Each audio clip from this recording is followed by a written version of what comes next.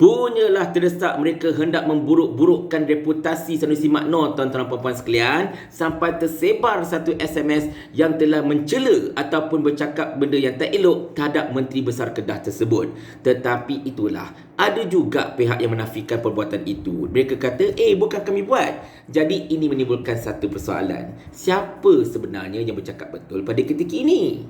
Kita intro dulu. La la la la la la la la.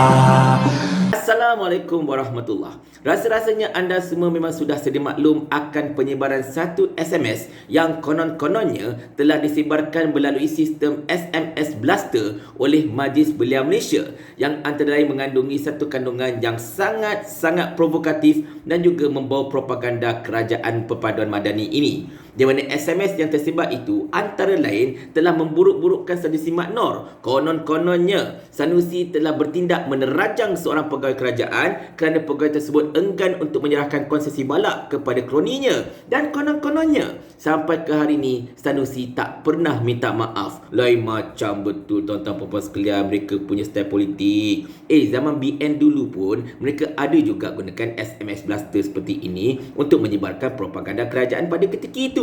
Tetapi tak adalah sampai tahap memburukkan satu individu politik sampai macam ni sekali. Lain macam betul keterdesakan mereka-mereka ini, tuan-tuan sekalian. Tetapi selepas itu, pihak Majlis Belia Malaysia dan juga Kementerian Komunikasi dan Digital telah menafikan penglibatan mereka terhadap penyebaran SMS Blaster tersebut. Tonton video laporan daripada Astro Awani ini. Tiada kementerian atau agensi kerajaan mengeluarkan arahan sebaran khidmat pesanan ringkas SMS berunsurkan sentimen politik. Menteri Komunikasi dan Digital Fahmi Fadzil memaklumkan Suruhanjaya Komunikasi dan Multimedia MCMC telah membuat semakan dengan semua syarikat telekomunikasi berhubung perkara itu. Katanya tiada kementerian atau agensi kerajaan yang telah mengeluarkan arahan sebaran SMS seperti yang didakwa. Sementara itu, Presiden Majlis Belia Malaysia, Muhammad Izzat Afifi Abdul Hamid menerusi kenyataan media berkata, sumber hantaran SMS bersifat provokatif dan menghasut itu bukan daripada pihak MBM atau mana-mana pertubuhan belia yang bergabung di bawah MBM. Katanya MBM akan mengambil tindakan lanjut dan satu laporan polis akan dibuat dalam masa terdekat bagi mengelakkan sebarang salah guna nama yang mengaitkan pihak MBM dengan keadaan tidak bertanggungjawab.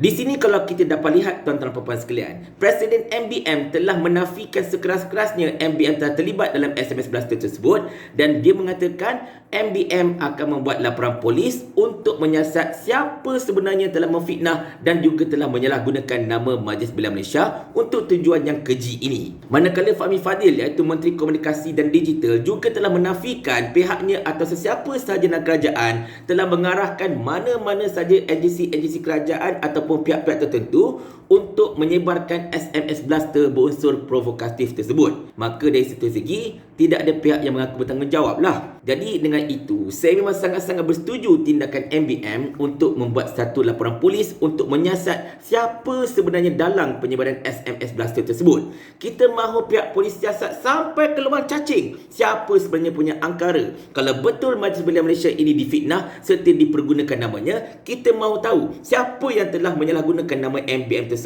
Dan kita mengharapkan siasatan tersebut tidak terhenti tengah jalan je lah. Kita tak nak nanti siasatan separuh-separuh lepas tu diam macam tu je. Siasat bagi habis. Kita mahu tahu siapa yang telah menyalahgunakan nama MBM ini. Dan secara asasnya tuan-tuan dan puan-puan sekalian, bila benda ini melibatkan MBM, Majlis Belia Malaysia, maka ianya secara tidak langsung berkemungkinan akan melibatkan Kementerian Belia dan Sukan juga. Kerana MBM ini merupakan satu badan induk yang mengawal selia pelajar-pelajar dan juga belia-belia dekat negara ini. Maka berkemungkinan besar mereka ini ada linkage terus dengan KBS. Jadi pihak polis tolong siasat sekali KBS. Kod lah kan. Ada orang lebih sudi kuah. Kita tak tuduh apa-apa. Cuma kita minta pihak polis melakukan siasatan dengan adil, telus dan juga menyeluruh tanpa ditekan oleh mana-mana pihak. Dan ada juga orang kata, alah benda tu mungkin ada tipu-tipu dan sebagainya.